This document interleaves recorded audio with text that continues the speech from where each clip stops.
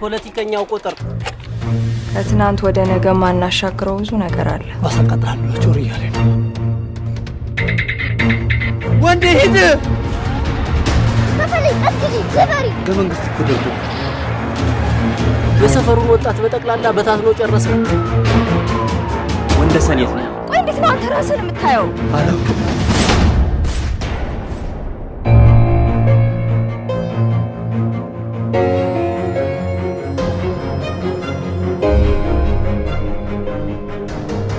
ሁሉም ሰው የራሱ ሚስጥር አለ። ለሰው ማያወራ እኔ እንደሌሎቹ አባቴ ማወቅ አልፈልግም። ከመዋክ ከህይወታችን እንጣለን። ወንዴ እንደማይመጣ ለማወቅ 12 ዓመት በቂ ነው።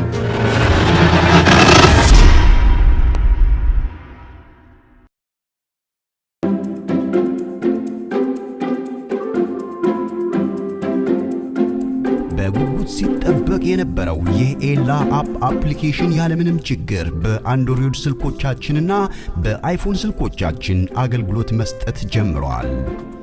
ይህንን አፕ ለማውረድ ስልካችን አንድሮይድ ከሆነ ወደ ፕሌይ ስቶር እንገባለን። የአይፎን ተጠቃሚ ከሆንን ደግሞ አፕ ስቶር ላይ በመግባት ኤላ ቲቪ ብለን በመጻፍ ዳውንሎድ ማድረግ አለብን። ሰርች ቦክስ ውስጥ በመግባት ኤላ ቲቪ የሚለውን በመጫን ወደ ስልካችን አፑን በነፃ እናወርዳለን። ይህንን ቅድመ ተከተል ከፈጸምን በኋላ የሚመጣው የቋንቋ ምርጫ ነው። እዚህ ላይ አማርኛ፣ እንግሊዝኛ፣ ሌላ የምትፈልጉትን ቋንቋ መምረጥ ትችላላችሁ። ከዛም 3 አይነት ምርጫ ያሳየናል። አንደኛ ምርጫ ተመዝገብ ወይ ደግሞ ተመዝገቢ። ይህንን ስንመርጥ በምንም አይነት አጋጣሚ ኤላ ቲቪ አፕን ተጠቅመንና ስልካችን ላይ አውርደን የማናውቅ ከሆነ የመመዝገቢያውን ሂደት በቅደም ተከተል እናሳያችሁ። በመጀመሪያ ተመዝገብ የሚለውን እንጫናለን። 7 አይነት ጥያቄ ያለው ፎርም ይመጣልናል። መጀመሪያ ኢሜል፣ ይህ ኢሜል የምንጠቀምበት መሆን አለበት። ምንም አይነት የፊደል ስህተት ሳናረግ መመዝገብ አለብን። ይህንን ካላረግን መመዝገብ አንችልም። ሁለተኛው ምርጫ ፓስወርድ ነው። ይህንንም የምናስታውሰውና ልንረሳው የማንችለውን ነው ማስገባት ያለብን።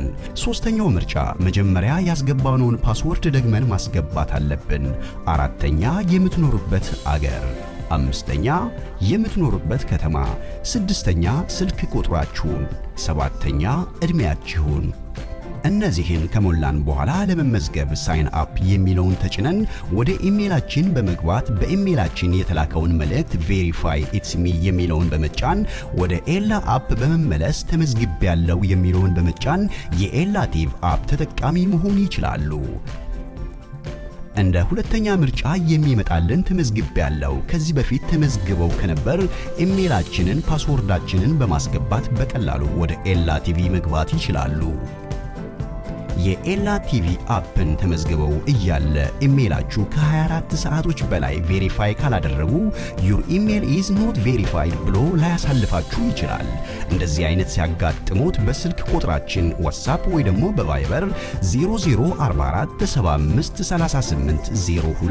004475380203 ወደ ካስተመር ሰርቪስ በመደወል እናግዞታለን።